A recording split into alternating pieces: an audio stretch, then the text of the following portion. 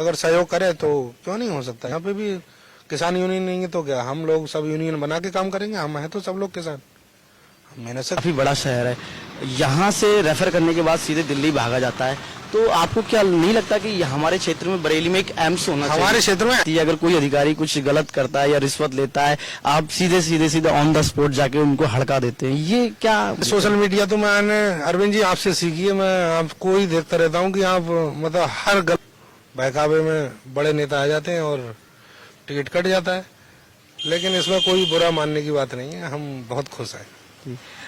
इसके लिए क्या है आपकी रणनीति? ये वोट बैंक के लिए है या फिर? नहीं, वोट बैंक के लिए नहीं, ये हमारा कर्तव्य है। हमको जो महिला विद्यालय है उनकी भी कमी है। हर व्यक्ति चाहता है कि मेरी बच्ची सुरक्षित जगह और सही जगह पढ़े।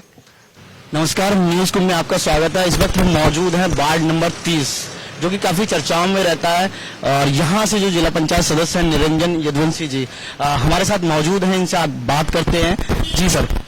जी नमस्कार भाई साहब। निरंजन जी काफी चर्चाओं में रहते हैं, ऐसा क्या है निरंजन जी में? अब मैं क्या बताऊं कि क्यों चर्चा में रहता हूं। वही, ये तो सब आप लोगों का प्यार है, जनता का प्यार है, वो चर्चा बनाती है। हम तो केवल काम करते हैं। माना जाता है निरंजन यदुवंशी जी कभी भी किसी भी समय किसी व्यक्ति के लिए तैयार हो जाते हैं। इसके लिए क्या है आपकी रणनीति? ये वोट बैंक के लिए है या फिर? नहीं, वोट बैंक के लिए नहीं, ये हमारा कर्तव्य है। हमको जनता ने जब वोट दिया है, हमको इस लायक बनाया है कि हम उनकी मदद कर सकें, सेवा कर सकें, तो फिर हमको करना चाहिए जी, चाहे वो टाइम कोई भी हो। ये नहीं देखना चाहिए कि 10 बज रहे हैं, 12 बज रहे हैं या 2 बज रहे हैं। जिस समय भी मतलब हमको बुलाया जाएगा, हम आएंगे। वार्ड नंबर 30 की जो राजनीति है एक 119 विधानसभा के तौर पे मानी जाती है। जब भी यहाँ से कोई चुनाव लड़ता है तो ये माना जाता है कि एक विधायकी का चुनाव होता है। तो निरंजन जी लगातार 2 बार निर्दलीय जीते, तो माना जाता है, लोगों में चर्चाएं भी ये रहती है कि निरंजन जी आने वाले समय के विधायक हैं। तो ये छवि आगे बरकरार रहेगी आपकी? निरंजन यदुवंशी चुनाव नहीं जीते हैं, ये चुनाव जीती है यहाँ की जनता। जनता चुनाव लड़ती है, जनता जीतती है। हम तो केवल एक नुमाइंदे हैं। तो आप जनता का भरपूर प्यार पा रहे हैं? बिल्कुल, जो भी जनता का मतलब हमसे काम हो सकता है वो हम करते हैं। चाहे हमारे क्षेत्र में आप विकास कार्य देख लीजिए, जितने विकास कार्य हमारे क्षेत्र में हुए, इससे पहले 3-4 बार एक दूसरे सदस्य भी रहे थे जी। सारे लोगों को उठा लिया जाए तो उनके और हमारी तुलना नहीं हो सकती। निरंजन यदुवंशी जी, ये जो आपकी राजनीति करने की जो शुरुआत है वो जनरली है, कहाँ से स्टार्ट हुई थी? ये वैसे तो मैं आपको बता दूं, स्वर्गीय श्री कुंवर सेन यदुवंशी जी मेरे ताऊ जी थे। सन 2006 में उनका मर्डर हो गया था जी, उनको गोली लग गई थी। तो उसके बाद फिर हमने मतलब अपने परिवार को संभाला। परिवार को संभालने के बाद फिर क्षेत्र में गए और लोग मतलब पहले तो हम कॉलेज में ही पढ़ते थे, तो फिर कॉलेज के बच्चों के बीच गए और उनकी समस्याओं को आगे रखा और उनकी समस्याओं के लिए कॉलेज प्रशासन से लड़ाई की। और सन 2014 में छासंघ का जब चुनाव हुआ तो निर्दलीय चुनाव जीते और छासंघ के अध्यक्ष बने। उसके बाद फिर वो क्रम लगातार चलता रहा। लगातार आपका जो कारवां है वो लगातार बढ़ता चला गया। जनता का जो प्यार है वो मिलता रहा। जो युवा पीढ़ी है वो लगातार साथ में रही, अपना मतलब अमूल समर्थन और साथ देती रही। और जी, निरंजन यदुवंशी जी हमेशा लगातार जो पार्टी है उसके सपोर्ट में रहते हैं। यहाँ से माननीय सांसद संतोष गंगवार जी उनके समक्ष रहते हैं, लेकिन क्या ऐसी खता हो जाती है जब भी निरंजन यदुवंशी को एक जरूरत पड़ती है अपने उम्मीदवार की और टिकट की, तो कहीं ना कहीं उनसे एक दूरियां बना ली जाती हैं? ऐसा क्या है? देखिए, हम पुराने समय से ही सांसद श्री संतोष गंगवार जी के व्यक्ति हैं। हमारे ताऊ जी भी उनकी सेवा में लगे रहते थे, हम भी उनकी सेवा में लगे रहते हैं। पार्टी हमसे नाराज नहीं है, ना संतोष गंगवार जी नाराज हैं, लेकिन कुछ लोगों का बहकावे में बड़े नेता आ जाते हैं और टिकट कट जाता है, लेकिन इसमें कोई बुरा मानने की बात नहीं है। हम बहुत खुश हैं।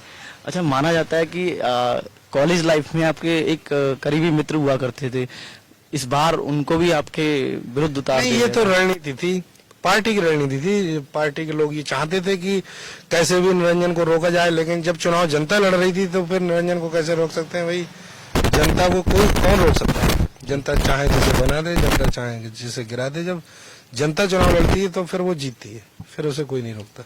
आप सोशल मीडिया पे काफी एक्टिव रहते हैं, काफी कामों में चर्चित रहते हैं। ये सोशल मीडिया तो मैंने अरविंद जी आपसे सीखी है। मैं आपको ही देखता रहता हूँ कि आप मतलब हर गलत के खिलाफ, चाहे वो सरकार के खिलाफ आपको बोलना हो या मतलब सरकार के पक्ष में बोलना। सरकार जो अच्छा करती है आप उसके साथ मतलब अच्छा लिखते हैं, और जो खराब करती है तो उसके साथ आप मतलब खराब व्यवहार करते हैं। तो मैं ये आपसे सीखता हूँ और इसी को अपने जीवन में आधार बना लेता हूँ और इसी के अनुसार काम करता हूँ। 19 की राजनीति आने वाले समय में आप इसमें पैर पसारेंगे?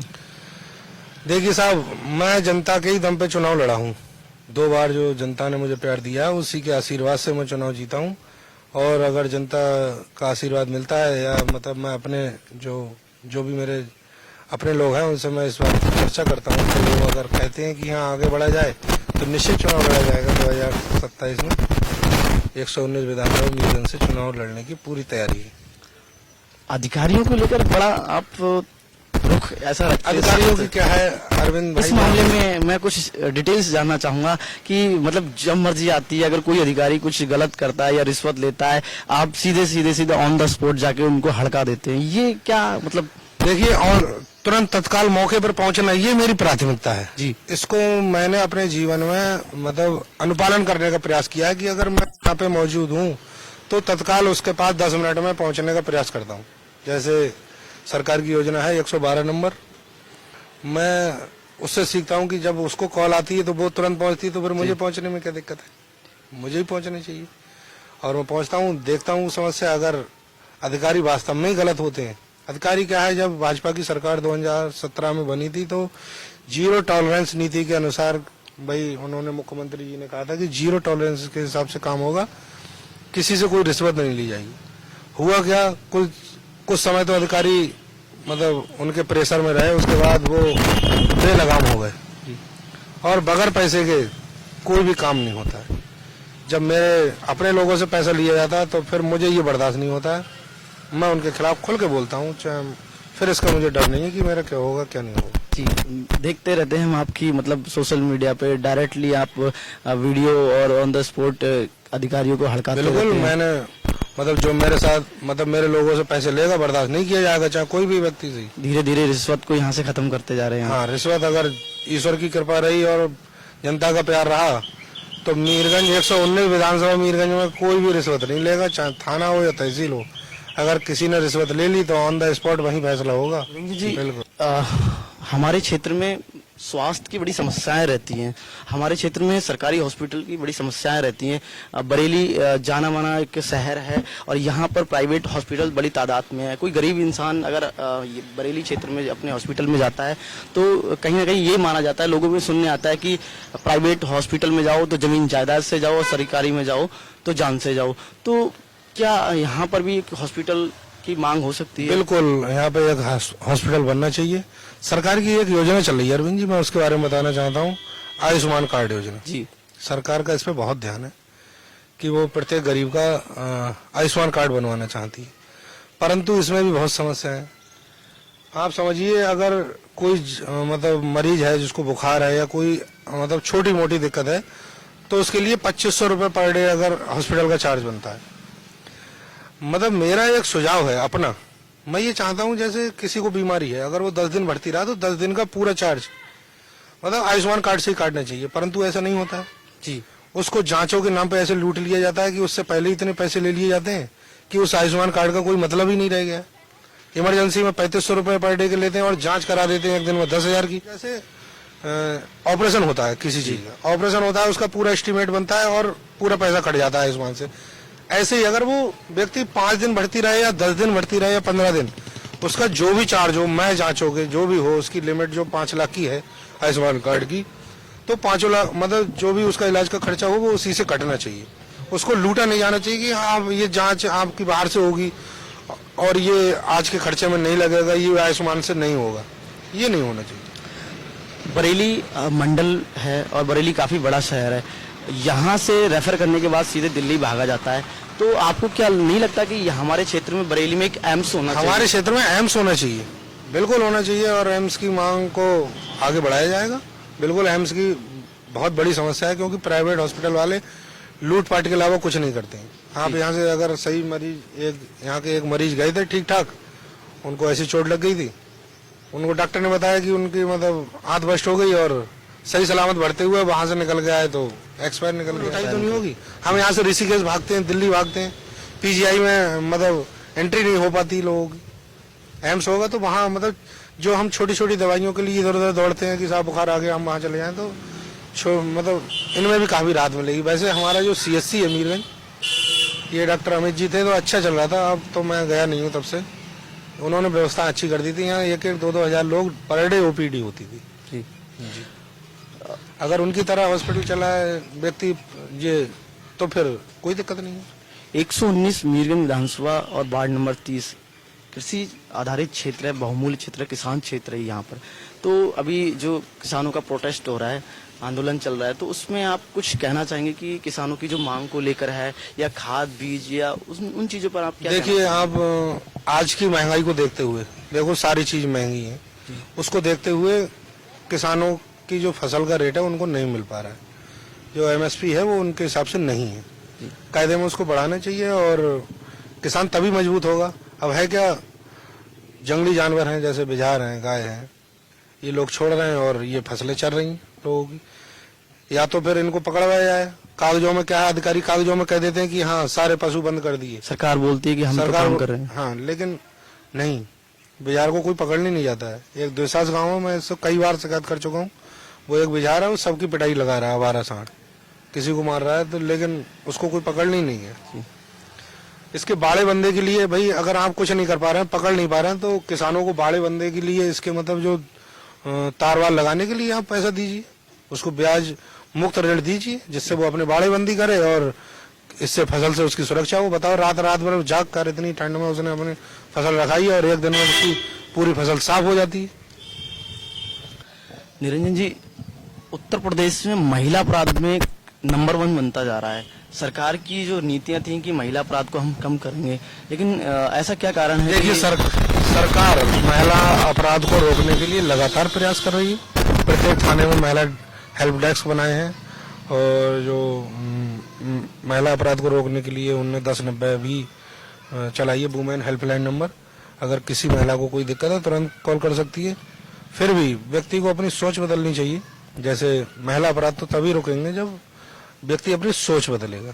जो महिलाओं के प्रति सोच है हमारी अच्छी होनी चाहिए, जिससे कि इनमें वैसे ही अपने आप ही गिरावट आ जाएगी। एक वुमेन एजुकेशन को लेकर बड़ी समस्या आती है ग्रामीण क्षेत्र में। ज्यादातर क्या होता है कि जल्दी शादियां कर देते हैं, वुमेन्स को एजुकेटेड नहीं होने देते हैं, पढ़ने लिखने नहीं देते हैं। उसके लिए आप क्या कहना चाहेंगे?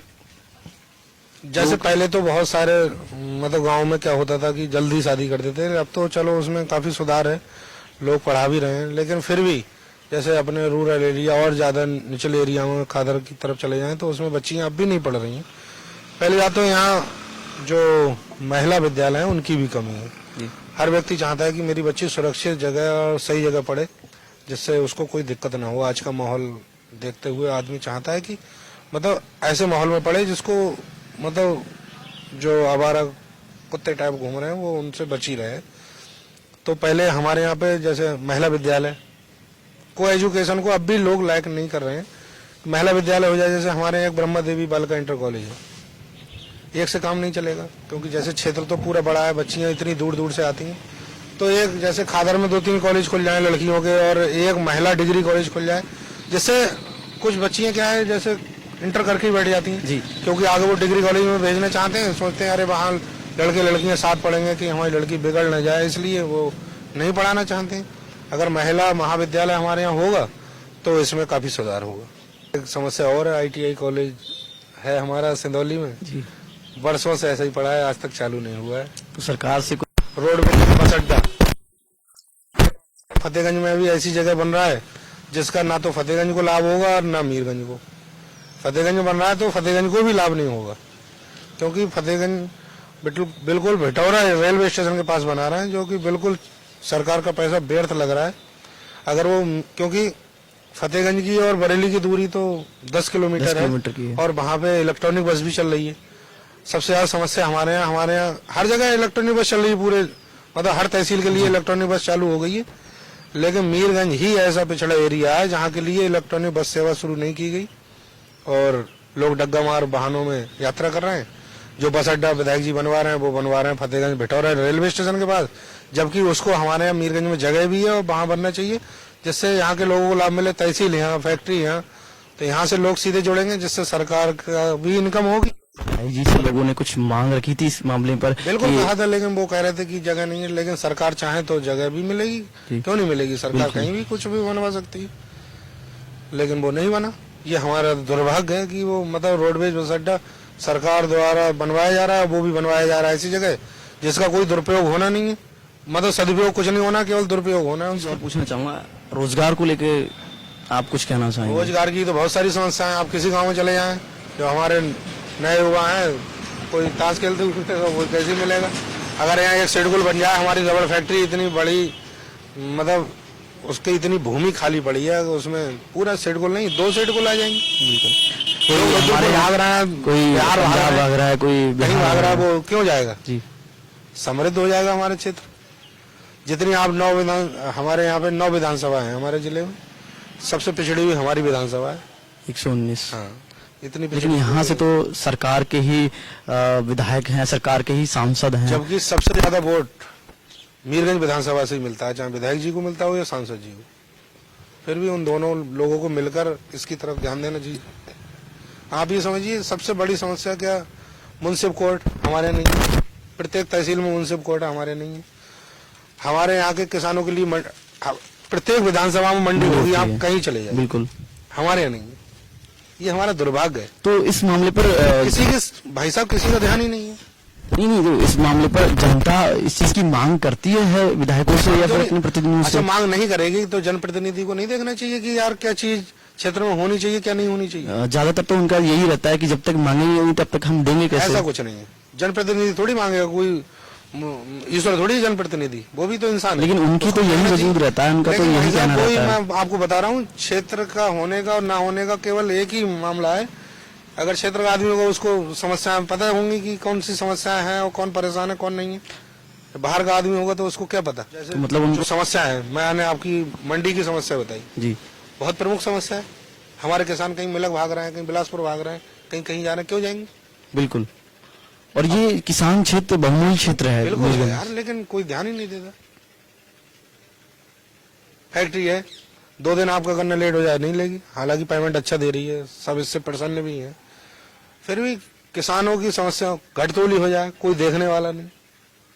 किसानों को हड़का दे फैक्ट्री वाले, जैसे वो उनके ऊपर उनके संरक्षक। हाँ, तो किसानों के कुछ यूनियंस वगैरह ऐसे हमारे क्षेत्र में नहीं है जो कि आगे बढ़ के जो किसानों के मुद्दों को आगे लेके चले, जैसे पंजाब है, हरियाणा है, वो कहीं पर किसी वक्त भी वो सक्षम है।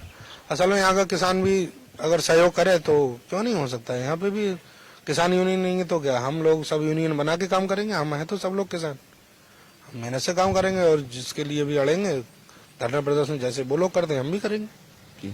तो किसानों के लिए मेन सबसे बड़ी समस्या यहाँ मंडी होना चाहिए। बिल्कुल होना चाहिए। मंडी है ही नहीं। आप किसी तहसील में चले जाइए, हर जगह मंडी। लेकिन हम दुर्भाग्यपूर्ण जीवन जी रहे हैं, हमारे मतलब जनप्रतिनिधियों का ध्यान ही नहीं है। मीरगंज ऐसी स्थिति में है, आप चारों तरफ से आ जाइए। अब तो चलो पुल दोनों सरकार की कृपा से बन गए हैं ये वाला, वरना नदियों से घिरा हुआ क्षेत्र था। यहाँ पे खादर के क्षेत्र में आता था ये। 119 विधानसभा से माननीय डीसी वर्मा जी विधायक हैं, इतनी चर्चाएं उनकी नहीं होती है, आपकी चर्चाएं ऐसी होती है इतनी। ये क्या राज है इसका? विधायक जी जनता का प्यार है या फिर कोई और वजह है? नहीं, ये सब जनता का प्यार है भाई साहब। और विधायक जी भी 2 बार विधायक रहे हैं, जनता की बल पे रहे हैं। अब ये अलग बात है कि जनता किसको ज्यादा प्यार करती है। वोट देना अलग बात है और प्यार करना अलग बात है, दोनों में फर्क है। दोनों में फर्क है जी।